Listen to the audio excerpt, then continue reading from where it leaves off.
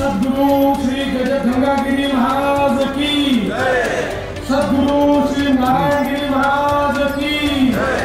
मुला पुंडलिक वरदा आणि विठ्ठल श्री ज्ञानदेव तुकाराम पंढरीनाथ भगवान की जय।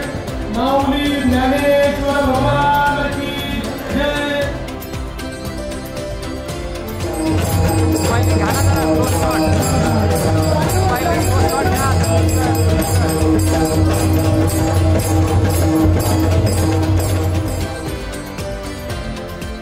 आज मी मुंबईवरनं आलो आणि मुंबईवरनं आमचं विमान उडाल्यानंतर आम्ही तिघही मंत्री अथांग समुद्र पाहत होतो।